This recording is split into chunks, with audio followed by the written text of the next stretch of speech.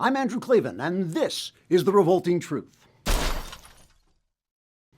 Today, we take a hard-hitting and unflinching look at the Senate Intelligence Committee's report on the CIA's harsh interrogation of jihadi prisoners.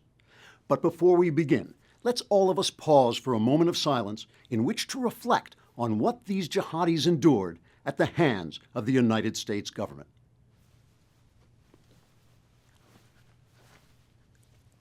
Thank you for that moment of silence. The Senate Intelligence Report details the harsh interrogation techniques used by American agents on helpless jihadi prisoners whose only crime was to attempt to enslave the entire earth while slaughtering anyone who got in their way.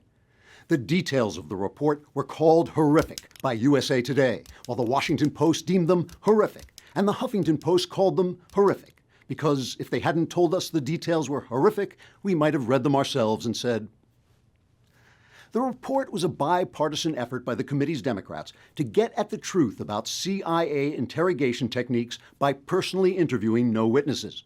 The report revealed that CIA agents waterboarded some jihadis, fed them rectally, and forced them to stand for long periods of time for no earthly reason other than to convince them to tell where they planned to mass murder innocent people next.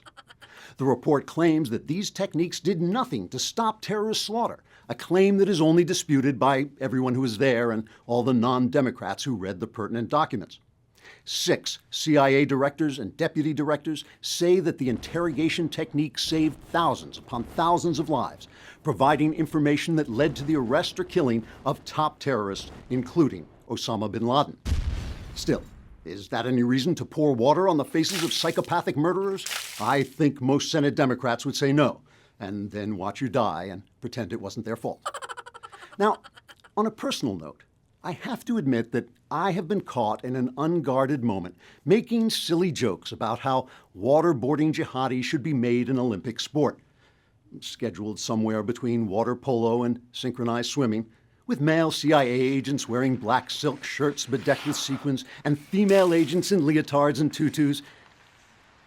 I deeply regret that these thoughtless comments accidentally became public when I spoke them into a microphone in front of an audience and later posted them on my Facebook page.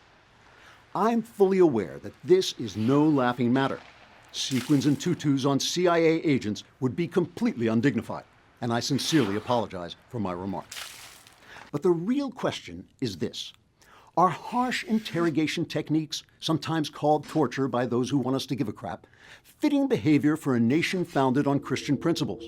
After all, Christianity is a religion of love. Nations that have grown out of Christian culture generally come in time to dedicate themselves to individual freedom, ethical behavior, and the peaceful resolution of conflicts wherever possible. Which actually, come to think of it, seems like a perfectly good reason to protect those nations from these jihadi savages by any means necessary. So, thanks for the report, Senate Democrats. Now get lost. I'm Andrew Klavan with The Revolting Truth. To keep these videos coming, please consider making a small donation by clicking here. Please subscribe to our YouTube channel or visit us at truthrevolt.org.